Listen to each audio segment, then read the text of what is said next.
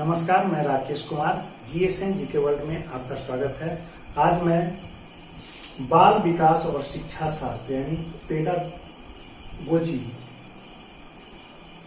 एक जो मनोवैज्ञानिक हैं लॉरेंस कोहलबर्ग, जो कि सबसे पहले हम जाने कि जो लॉरेंस कोहेल थे वह यूएसए के थे और बाल मनोवैज्ञानिक हैं, यानी बालकों के मनोविज्ञान के अध्ययन की स्थिति को वे स्पष्ट करने वाले वैज्ञानिक हैं, मनोवैज्ञानिक हैं। हम उनकी बात को करेंगे। यह पियाजे की जो शिष्य परंपरा है उसमें आगे हैं, उसी की अगली कड़ी है, क्योंकि पियाजे ने अपने नैतिक मुद्दों के सिद्धांत, पियाजे के जो नैतिक मुद्दे के सिद्धांत थे उससे प्रभावित होकर के कोहलबर्ग ने अपना अध्ययन से जो एरिया ऑफ स्टडी चुना वो बच्चों में नैतिक न्याय यानी मोरल जस्टिस इन चिल्ड्रंस चुना, और इसके लिए उन्होंने 10 से 16 एज ग्रुप के जो बच्चे थे उनका क्या किया, उनसे इंटरेक्शन किया, उनका इंटरव्यू लिया और उनका ऑब्जर्वेशन किया, उनके चाइल्ड साइकोलॉजी का जो है ऑब्जर्वेशन किया। अब इससे स्पष्ट है कि यह जो कोहलबर्ग का नैतिक न्याय मोरल जस्टिस इन चिल्ड्रन की बात है वह पियाजे के नैतिक सिद्धांत के जो मुद्दों का सिद्धांत है उसको उन्होंने एक्सटेंड किया, उसमें कुछ चेंजेस लाए और उसे मॉडिफाइड भी किया। तो हम सबसे पहले जानेंगे, आपने देखा कि क्या है, पियाजे के नैतिक मुद्दों के सिद्धांत से प्रभावित होकर उन्होंने मोरल जस्टिस इन चिल्ड्रन का सिद्धांत जो है प्रस्तुत किया। तो हम सबसे पहले जानते हैं कि पियाजे के नैतिक मुद्दे के जो नैतिक मुद्दों के सिद्धांत है वह क्या है। पियाजे ने 4 से 12 एज ग्रुप के बच्चों का जो है इंटरव्यू किया और उनका अवलोकन किया, उनका ऑब्जर्वेशन किया। उस ऑब्जर्वेशन में उसने पाया कि अगर उनको 2 एज ग्रुप में बांट दिया जाए, 4 से 7 आयु वर्ग के बच्चे और दूसरा जो है उसके बाद, क्योंकि यह ऑब्जर्वेशन 4 से 12 तक है, यानी 7 से लेकर के 12 तक जो आयु वर्ग के बच्चे हैं उनको 2 ग्रुप में बांट करके पियाजे ने उनका ऑब्जर्वेशन किया, उनमें जो मोरल वैल्यू है उसका उसने अध्ययन किया। क्या अध्ययन किया कि उसने पाया कि जो 4 से 7 आयु वर्ग के बच्चे हैं उनमें परायत नैतिकता की अवस्था पाई जाती है। परायत नैतिकता से मतलब होता है कि कोई जो बाह्य सत्ता होती है उसी से प्रभावित होकर के वह नैतिक होते हैं, यानी उन्हें किसी ने बता दिया कि नैतिकता और न्याय जो है बाहरी सत्ता, यानी बता दिया कि यह चीज सत्य है तो उसी को अटल सत्य मान लेंगे, अगर यह जो है इथिकल है तो उसी को अटल सत्य मान लेंगे और उस बाहरी सत्ता को अटल सत्य मान करके उसके हिसाब से जो है एक्ट करते हैं। और अगर वह जो सत्य जिसे बाहरी सत्ता ने यानी बाहर के लोगों ने बताया है, अगर मान लिया जाए कि बच्चे के गॉड प्रॉमिस की बात है, अगर उसने जो है 4 से 7 साल का बच्चा, उसे आपने बताया कि गॉड प्रॉमिस जो है एक मोरल वैल्यू है, आप इसे तोड़ेंगे तो इसे नहीं तोड़ा जा सकता, तो बच्चा एज इट इज मान लेगा। और अगर गॉड प्रॉमिस उसे कोई भी प्रॉमिस करते हो, गॉड प्रॉमिस के नाम से वह हुआ, तो अगर आप तोड़ते हैं तो वह बच्चा जो है तुरंत न्याय की मांग करता है ना। तुरंत न्याय की मांग करने का मतलब कि आप जब छोटे बच्चों के क्लास में कभी गए होंगे या मौका मिला होगा तो आपने देखा होगा कि अगर कोई बच्चा या क्लास मॉनिटर या टीचर ने कुछ भी इंस्ट्रक्शन दिया हो और कुछ बच्चे हल्ला करो, मान लीजिए क्लास टीचर ने कहा कि कोई बच्चा अगर हल्ला करे तो मॉनिटर बताना मुझे आकर के, तो वह छोटा बच्चा जाता है दौड़, कोई हल्ला करता तो उसका नाम लेकर मैडम या सर, यह बच्चा जो है बहुत हल्ला कर रहा है, इसको मारिए। तो इस तरह की जो तुरंत न्याय की बात है वह इसी अवस्था में 4 से 7 आयु वर्ग की अवस्था में पाई जाती है, उसमें तुरंत न्याय की मांग की जाती है। और जो 7 से 12 आयु वर्ग के बच्चे हैं उसके अध्ययन में उन्होंने पाया, पियाजे ने पाया कि इसमें अंदर से जो है नैतिकता उपजती है। और यह कहां से आती है नैतिकता? सामाजिक समझ, सोशल जो अंडरस्टैंडिंग है और साथियों के साथ जो फ्रेंड सर्किल में इंटरेक्शन होता है उससे एक मोरालिटी या मोरल वैल्यू जो उपजता है उनमें जो है इनहेरिट होता है और उसी के आधार पर वह जो है समझने लगते हैं अब यह जो हमारा नियम है, जो भी नैतिकता की बात हो रही है, नीति की बात हो रही है, न्याय की बात हो रही है, जो नियम हम बना गया है वो हमारी आसानी के लिए बनाया गया है, इसे आसानी से बदला जा सकता है, उसमें चेंजेस किया जा सकता है। इसको एक उदाहरण के द्वारा जो है स्पष्ट किया पियाजे ने। कंचे का खेल आप जानते होंगे, जो इस तरह से खेला जाता है। उस कंचे के खेल में कुछ नियम होते हैं और उस नियम को पहले 4 से 7 आयु वर्ग के बच्चों को पियाजे ने बताया और कुछ समय बाद उसे बदलने की बात कही। बच्चों ने बिल्कुल खारिज कर दिया और कहा कि नहीं, जो नियम है उसमें किसी तरह का चेंज नहीं होता। इसका मतलब साफ था कि जो बाहरी सत्ता जिस तरह से मोरल वैल्यू उनको दे रहा होता, बाहर के लोग जिस तरह से मोरल वैल्यू दे रहे होते हैं, जस्टिस दे रहे होते हैं, जो एक इथिक्स उनमें डालते हैं, ठीक एज इट इज वो उसी तरह मान लेते हैं।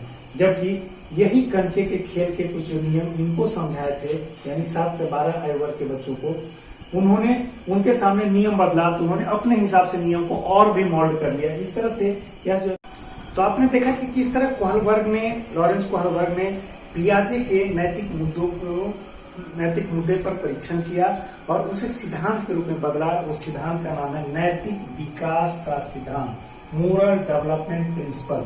यानी पियाजे के जो नैतिक मुद्दे थे उसको उन्होंने आगे बढ़ाया और उस मुद्दे को आगे बढ़ाकर उसने जो है एक सिद्धांत प्रस्तुत किया, प्रतिपादित किया, जिसका नाम है नैतिक विकास का सिद्धांत। और इसमें उसने जो टूल्स प्रयोग किए वो शॉर्ट स्टोरीज थे।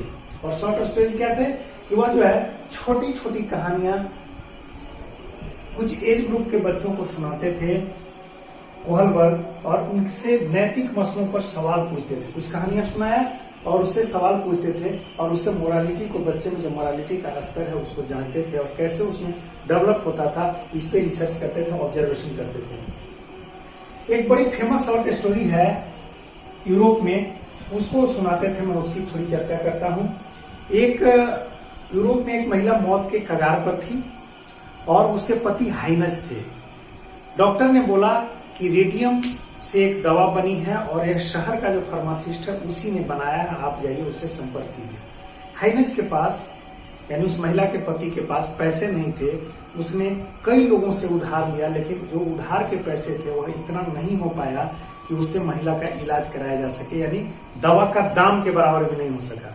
लेकिन जब वह हाइनस अपनी पत्नी की जान को बचाने के लिए उस फार्मासिस्ट से संपर्क किया, तो फार्मासिस्ट ने जितना रेडियम से जो बनने वाली दवा थी, जितना कॉस्ट आया था उससे 10 टाइम्स ज्यादा दाम बता दिया, ज्यादा दाम मांगा।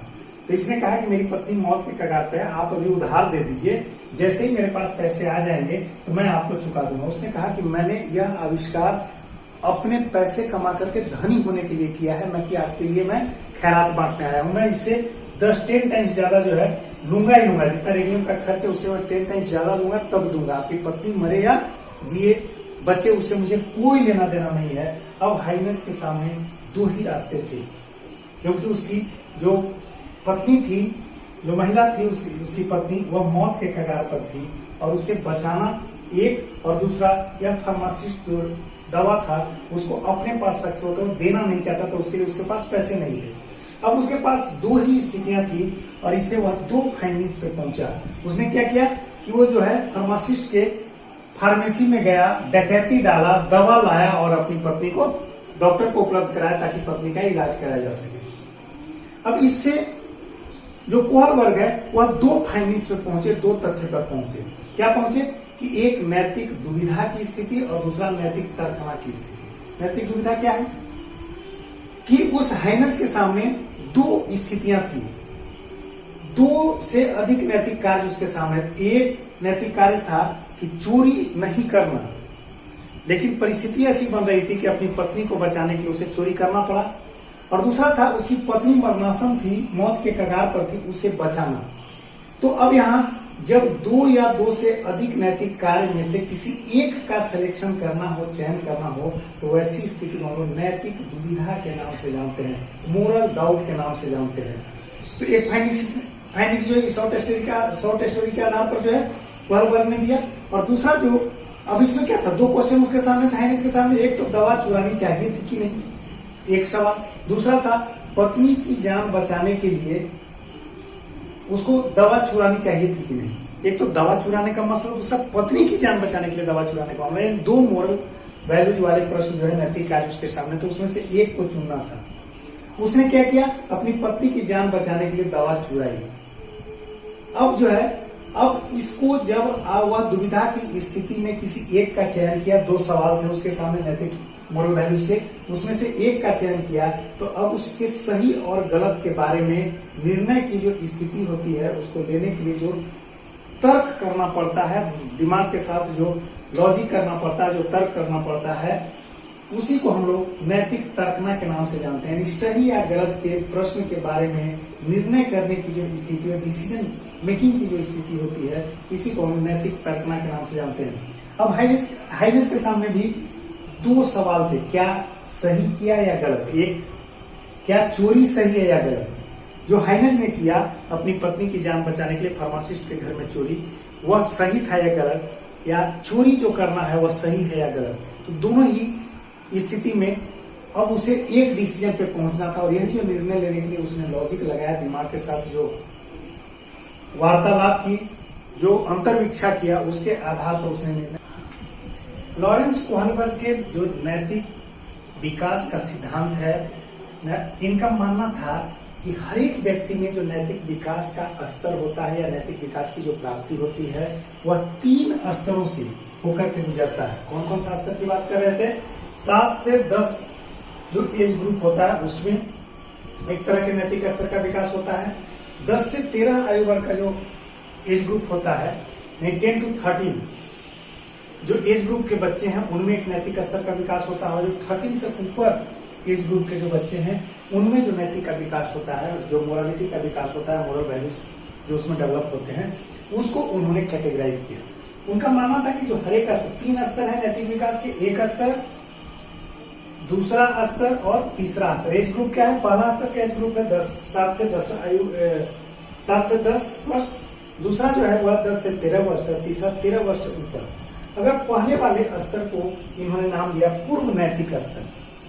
उन्होंने कहा कि जो पूर्व नैतिक स्तर है, और सेकंड वाले स्तर को उन्होंने कहा परंपरागत नैतिक स्तर, और थर्ड वाले को कहा उत्तर परंपरागत नैतिक स्तर। यानी 3 स्तरों से किसी भी व्यक्ति में जो नैतिक विकास होता है वह 3 स्तरों से होकर गुजरता है। इसके अलावा उन्होंने कहा कि जो प्रत्येक स्तर होते हैं वह 2 स्टेजेस के होते हैं, 2 चरणों में विभक्त होते हैं। अब पहला जो नैतिक स्तर है उसमें उन्होंने कहा जो सांस्कृतिक रूप से क्या गलत है। पूर्व नैतिक स्तर की बात कर रहे हैं। फर्स्ट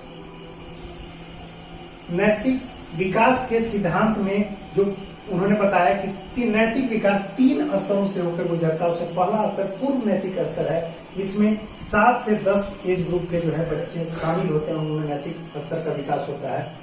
इसमें इनका मानना था कि सामाजिक और सांस्कृतिक रूप से क्या सही है क्या गलत है, इसके आधार पर बच्चे निर्णय लेते हैं। दूसरी बात उन्होंने कही थी कि अगर बालक अपनी आवश्यकताओं के संबंध में सोचते हैं और उन्हीं आवश्यकताओं के मद्देनजर जो है सही और गलत का निर्णय लेते हैं, अपनी आवश्यकता के परिप्रेक्ष्य में जो रिक्वायरमेंट है, जो नेसेसिटी है, उसी के डायमेंशन में या उसी के पर्सपेक्टिव में सही और गलत का निर्धारण करते हैं। इस जो स्तर है इस एज ग्रुप में 7 से 10 के एज ग्रुप में जो पूर्व नैतिक स्तर का विकास होता है उसमें 2 स्तर पर जो है उन्होंने बताया कि एक दंड या अवमानना की अभिमुखता और दूसरा पुरस्कार पाने का जो है एक ललक है बच्चों में नैतिक स्तरों का विकास करता है ना। क्या है जो 7 से 10 आयु वर्ग के बच्चे हैं उसमें जो प्रथम चरण का नैतिक स्तर का विकास होता है उसमें जो पूर्व नैतिक स्तर है उसका जो सब डिवीजन है उसमें सबसे पहले दंड या आज्ञा पालन की अभिमुखता होती है। इसका मतलब है कि वे नैतिक ज्ञान तो उनमें होता है लेकिन वे उस नैतिक ज्ञान का व्यवहार जो है या व्यवहार में उसका अनुकरण दंड के भय से करते हैं या आज्ञा पालन की स्थिति की वजह से करते हैं। दूसरा जो है जब उससे अगला स्टेज में इसी आयु ग्रुप के बच्चे पहुंचते हैं, जब मोरल वैल्यू के अगले स्टेज में, तो पुरस्कार पाने की जो नैतिक स्थिति होती है, जो ललक होती है, उसके आधार पर वे नैतिक नियमों का पालन करते हैं कि अगर हम अच्छा करेंगे, समाज के जो नैतिक नियम हैं, जो सांस्कृतिक मूल्य हैं, सामाजिक परंपराएं हैं, उसके अनुसार अगर हम पालन करते हैं तो इसमें क्या होगा, हमें जो है पुरस्कार प्राप्त होगा, लोग एप्रिशिएट करेंगे और उस एप्रिसिएशन को जो है सराहेंगे और उस स्थिति में इनमें एक नैतिक स्तर का विकास होता है। इसमें अपनी रुचियों को प्राथमिकता तो देता है लेकिन वह रुचि जो है पुरस्कार से पुरस्कार यानी प्राइज ओरिएंटेड होता है, अप्रेजल ओरिएंटेड होता है। उसमें अब जो है कोहनबर्ग का दूसरा नैतिक विकास का जो दूसरा स्तर है वह है परंपरागत नैतिक स्तर, जिसमें 10 से 13 आयु वर्ग के बच्चे होते हैं। इसमें इसको भी उन्होंने 2 सब सेक्शन में बांटा। पहला बांटा अधिकार संरक्षण अभिमुखता, दूसरा सम्मान पाना। अब इसमें जान लीजिए कि बच्चे नियम के प्रति जागरूक तो होते हैं। परंपरागत नैतिक स्तर जो 10 से 13 साल के बच्चों में विकसित होता है, उसमें नियम के प्रति जागरूक होते हैं और नियम को पालन करने के प्रति जवाबदेह भी होते हैं। उन्हें लगता है कि नियम पालन करना चाहिए, लेकिन इस स्तर में क्या होता है कि वे दूसरे के मानक, जो दूसरे के पैरामीटर्स हैं, दूसरे में जो गुण हैं, दूसरे में जो स्टैंडर्ड्स हैं, जो दूसरे का स्टैंडर्ड्स है, उसको अपने आप पर इम्पोज कर लेते हैं। दूसरे बच्चे में जो भी मोरल वैल्यू और एथिक्स है, उसको वो अनुकरण करते हैं या उसको अपने आप पर इम्पोज कर देते हैं और उसी मानकों के अनुसार, या तो दूसरे बच्चे का या फिर समाज में जो मानक होता है उसको अपने पर इम्पोज कर लेते हैं और उसी मानक के अनुसार जो है सही या गलत का निर्णय करते हैं कि सही अगर उस पैरामीटर्स पे जो पैरामीटर हमने इम्पोज किया दूसरे से सीख करके, उससे अगर इतर है तो गलत, उसके सापेक्ष है, उससे मिलता जुलता है तो सही। इस तरह से जो है आदमी अधिकार संरक्षण अभिमुखता की स्थिति में आता है। दूसरा इसी का जो सेकंड स्टेज है, इसमें है सम्मान पाना या सम्मान देना। इस आयु वर्ग के बच्चों में सम्मान पाने की भी ललक होती है। इसमें अगला स्टेज क्या हो जाएगा, अधिकार संरक्षण अभिमुखता के बाद सम्मान पाना या सम्मान देने की स्थिति। इसमें सम्मान पाने की भी इच्छा होती है और सम्मान देने के लिए एक बच्चे दूसरे से यह उम्मीद करते हैं कि हमें आप सम्मान दें और हम आपको सम्मान दें, यही उम्मीद वह बड़ों से भी करते हैं। तो इस तरह से जो है सेकेंड स्तर का, जो सेकेंड स्टेज का परंपरागत नैतिक स्तर का विकास वो हो जाता है। अब तीसरा स्तर है वह है उत्तर परंपरागत नैतिक स्तर। अब देखिए इसको आप समझने के लिए समझिए, इसका भी दो भाग होगा। एक जो भाग है वह है सामाजिक अनुबंध की अभिमुखता और दूसरा है सार्वभौमिक नैतिक सिद्धांत। यानी यह भी जो उत्तर परंपरागत नैतिक स्तर है, जो नैतिक विकास के तीसरे स्तर की बात है, इसमें सामाजिक अनुबंध की अभिमुखता से मतलब होता है कि जो सोशल एक्सपेक्टेशंस होते हैं उसमें वह रुचि लेता है। सोशल एक्सपेक्टेशन यानी समाज, परिवार और राष्ट्र को वह महत्व देता है, उसे जो सही लगता है वही करता है और इस तरह से यह जो है सामाजिक अनुबंध के अभिमुख तो होता है, लेकिन जो गलत होता है उसको वह चुनौती भी देता हुआ दिख रहा होता है। इसी में जब अगला स्टेज में यह पहुंचता है तो सार्वभौमिक नैतिक सिद्धांत की स्थिति उत्पन्न होती है, यानी यह आदर्श उसके अंदर से उत्पन्न होते हैं। वह जो अंदर से उत्पन्न होना जो मोरल वैल्यू है उसे सही और गलत का ज्ञान कराने के लिए जो है प्रमुख रूप से जिम्मेवार हो जाते हैं और वह अपने हिसाब से दुनिया क्या कहती है उससे कोई अंतर उन पे नहीं पड़ता है। उन्होंने जिस इथिक्स को, जिस मोरल को अपना लिया, जो उनमें डेवलप हो गया, जिसको उन्होंने एडॉप्ट कर लिया, उसी को सही या गलत मानते हैं। दुनिया के कहने का कोई असर उस पर नहीं पड़ता है। तो इस तरह से यहाँ पर जो सवाल बन सकता है कि जो लॉरेंस का द्वारा जो प्रतिपादित सिद्धांत है उसका क्या नाम है, तो नैतिक विकास का सिद्धांत। उसमें व्यक्ति के नैतिक विकास के लिए उन्होंने कितने स्तरों की चर्चा की है, तो 3 स्तरों की चर्चा की है। इंपॉर्टेंट बन गया। और 3 स्तर क्या है, पूर्व नैतिक स्तर, इसमें 7 से 10 एज ग्रुप के बच्चे शामिल हैं। इसमें भी 2 स्तर, एक तो दंड और आज्ञा पालन की जो स्थिति होती है उसके चलते नैतिक जो व्यवहार है उसका अनुपालन होता है। दूसरा इसी में जो पुरस्कार पाने की ललक होती है वह भी इनके व्यवहार और नैतिकता को जो है संचालित करता है। दूसरा जो स्तर है वह है परंपरागत विकास। नैतिक विकास का दूसरा स्तर है परंपरागत नैतिक स्तर। इसमें अधिकार संरक्षण की अभिमुखता होती है और दूसरा सम्मान पाने की जो ललक, सम्मान पाना और सम्मान देना है ना, यह जो है भावना इनमें डेवलप होती है। यानी वह दूसरे के मान को, जो भी पैरामीटर सोसाइटी में है या दूसरे बालक में है, उसको सेल्फ इम्पोज कर लेते हैं और उसी के अनुसार खुद को सही या गलत के पैमाने पे तोलते हैं और इस स्थिति में उनमें जो है एक नैतिकता का विकास होता है। दूसरी जो उनकी बात होती है वो सम्मान पाने की भी इच्छा रखते हैं। अब तीसरा जो स्तर है वह उत्तर परंपरागत नैतिक स्तर। इसमें जो सही लगता है, जो गलत लगता है ना, सोशल एक्सपेक्टेशंस को पूरा करने में रुचि लेते हैं। और इसी में जो अगला स्तर है सार्वभौम नैतिक सिद्धांत, उसके अंतर्गत क्या होता है कि जो उन्हें अंदर से जो मोरल कॉन्शसनेस जो उनके अंदर से उत्पन्न होता है, उसी के आधार पर वह जो है मोरालिटी को एक्सेप्ट करते हैं। दुनिया क्या कहती है उस पर कोई ख्याल नहीं रखते हैं। इस तरह से आपको कोहेन वर्ग से यही सवाल बन सकता है।